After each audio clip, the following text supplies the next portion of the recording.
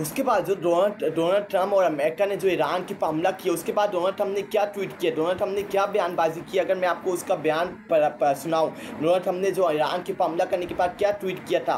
We have completed our very successful attack on the 3 nuclear strikes in Iran including Fordow, Natanz and Esfahan. All planes are now outside of Iran airspace.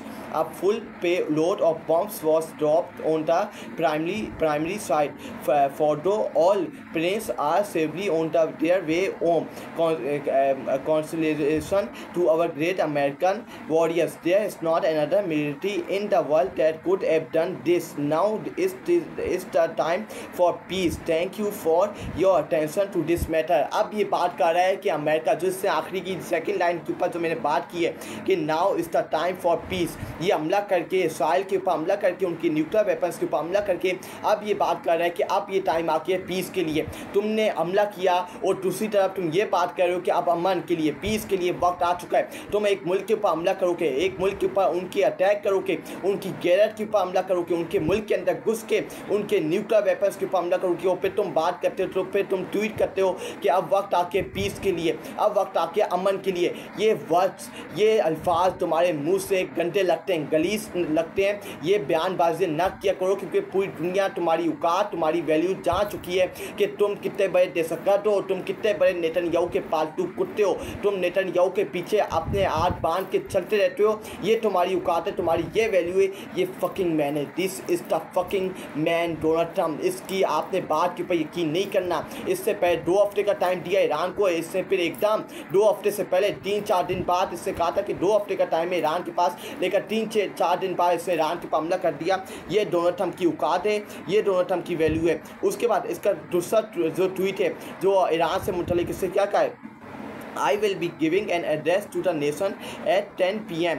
at the White House regarding our very successful military operation in Iran. This is an historic moment for the United States of America, Israel and the world. Iran must now agree to end this war. Thank you.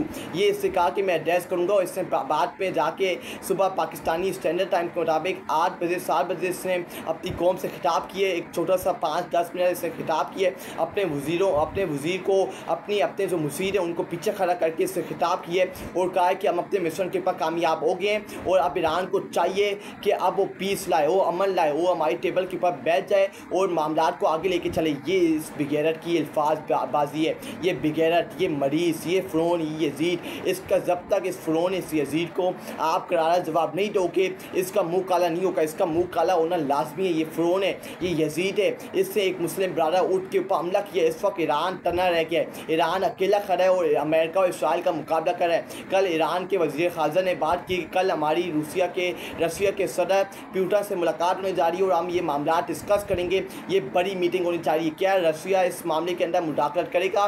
क्या China पीछे हट के बैठ जाएगा या इस मामले के अंदर मुदाखलत करके ईरान का साथ देगा? क्या साउथ कोरिया ईरान के पीछे खड़ा होगा?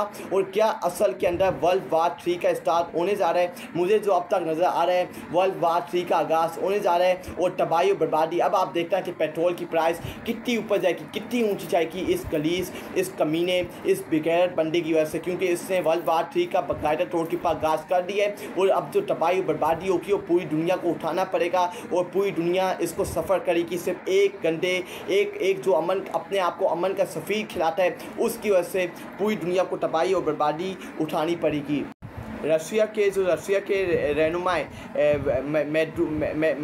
मदूर ट्रम्प ने अमन के बजाय जंग चुन ली है, अमेरिका को एक और जंग में झोंक दिया है। ये रूसी रहनुमा मदूयदफ ये बात कर रहे हैं कि ट्रम्प ने अमन के बजाय जंग चुन ली है। ये जो बड़ी बड़ी बातें करते हैं कि मैं अमन करवाने आया हूँ, ये रशिया के रहनुमा कह रहे हैं कि इसने अमन नहीं चुना, इसने अब बाकायदा तौर के ऊपर जंग का आगाज़ कर दिया है और अमेरिका को एक और जंग के अंदर झोंक दिए, तबाही और बर्बादी के अंदर झोंक दिए। रूसिया के सदर बात कर रहे हैं। जिस कौम के दिल में खौफ हो, इस दुश्मन को कब कभी माफ़ नहीं करता ईरानी सुप्रीम लीडर। ये ईरानी सुप्रीम लीडर आयतुल्लाह खamenei ने बात की कि जिस कौम के दिल में खौफ हो इसे दुश्मन कभी माफ़ नहीं करता, उसे तबाह और बर्बाद करके छोटा। ये ईरान के सुप्रीम लीडर आयतुल्लाह खamenei ने ये बात की है। उसके बाद आज ईरान दुनिया इस्लाम में ऐसे तना खड़ा है जैसे नाना की उम्मत की मौजूदगी में मौला हुसैन अलैहिस्सलाम करबला में तना खड़े थे। ये बात हकीकत है कि आज ईरान वो वाहिद मुस्लिम ममालिक का मुल्क है जो इस वक्त तना खड़ा है और अमेरिका एक सुपर पावर और इसराइल का मुकाबला कर रहा है और उन्हें मुँह तो जवाब दे रहा है, उन्हें लड़का रहा है। ईरान इस वक्त हज़रत इमाम हुसैन रज़ियल्लाहु के लश्कर की तरह खड़ा है और यजीद और फ़िरौन का मुकाबला कर रहा है। इंशाअल्लाह हज़रत इमाम हुसैन के लश्कर को हमेशा कामयाबी मिली और इंशाअल्लाह ईरान को दोबारा कामयाबी मिलेगी और इंशाअल्लाह ईरान की आवाम और ईरान के लोग सरखरू होंगे जंग के अंदर, बाकायदा तौर के अंदर। उसके बाद अगर हम देखें ये ईरान ने बाकायदा तौर के ऊपर अमेरिका को ललकारा है और अमेरिका को कहा है कि आज की रात हम आपके ऊपर तबाही और बर्बादी रहेंगे और आपको अब ये फेस करना पड़ेगा क्योंकि आपने इस जंग का बाकायदा तौर के ऊपर आगाज़ कर दिया है। मशरक़ी वस्ती में तमाम इस अमरीकी एहसासों को निशाना बनाएंगे। पाकिस्तान इनकलाब यूरोपीय यूनियन का कोई भी बैरी बेरा यूरोप नहीं पहुँच सकेगा। ये पाकिस्तान इनकलाब ने ये बात की है। उसके बाद अगर हम देखें ईरान ने अब ये बात कर दी है कि अब वक्त आ गया कि अमेरिका को मुंह तो जवाब मिले। ये ईरान के पास ईरान इनकलाब ने बात की कि अब अमेरिका को मुंह तो जवाब मिलेगा और इसको अब फेस करना पड़ेगा जो तबाही और बर्बादी अब अमेरिका के अंदर करने जा रहे हैं। मुशरक़ा वस्ती में तमाम अमरीकी असासों को निशाना बनाएंगे। ये पाकिस्तान इनकलाब ने बात की कि मशरक़ी वस्ती के अंदर तो तमाम अमरीकी असासें हम उनको निशाना बनाएंगे और उनको तबाह और बर्बाद करेंगे। ये पाकिस्तान इनकलाब ने बात की है। उसका पाकिस्तान इनकलाब यूरोपीय यूनियन का कोई भी बेरा यूरोप नहीं पहुंच सकेगा। ये जो इन्होंने बात की कि यूरोपीय यूनियन का कोई भी बेरा यूरोप के अंदर दाखिल नहीं हो पाएगा और उसको हम तबाह और बर्बाद कर देंगे यूरोप पहुंचने से पहले। ये ईरान के पाकिस्तान इनकलाब ने बात की है। उसके बाद हमारा सब्र ख़त्म हो गया है। आज रात दुनिया ईरान की ताकत देखेगी। ईरानी एरोस्पेस कमांडर, ये ईरान के एयर स्पेस कमांडर ने ये बात की है कि हमारा सब्र अब ख़त्म हो चुका है और आज रात दुनिया ईरान की ताकत देखेगी। जो तबाही और बर्बादी ईरान अमेरिका के ऊपर करने जा रही है, आज दुनिया उसको देखेगी कि ईरान अमेरिका की क्या तबाही और बर्बादी बचाता है और उसकी कैसे चीखें निकलवाता है। ये ईरानी एयर बेस के कमांडर ने ये बात की कि हमारा सब्र ख़त्म हो गया है, अब हमारे अंदर वो सब्र नहीं बचा और अब हम अमेरिका के अंदर तबाही और बर्बादी मचाने जा रहे हैं आज रात को।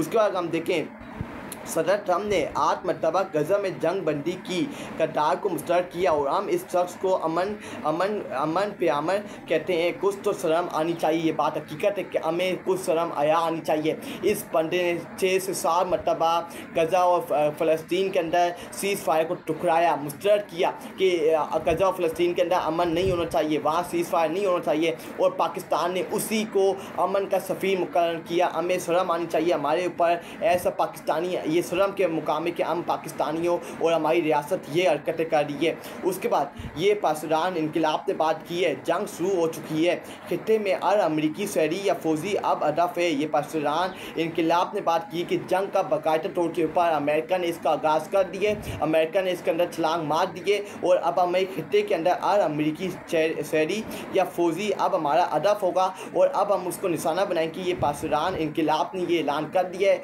और अब ईरान तबाही बर्बादी मचाने जा रहा है। इसराइल के अंदर भी और अमेरिका के अंदर भी ईरान और वाहिद मुल्क इस वक्त तना लड़ रहा है इन दो स्टेटों से, इन दो फ़िरौन यजीदों से और इंशाअल्लाह हज़रत इमाम हुसैन की लश्कर हमेशा कामयाब हुआ है और इस बार भी हज़रत इमाम हुसैन के लश्कर के ऊपर चलते हुए ईरान कामयाब होगा और यजीद और फ़िरौन को मुँह तो जवाब मिलेगा इंशाअल्लाह रब्बुल आलमीन के सदके।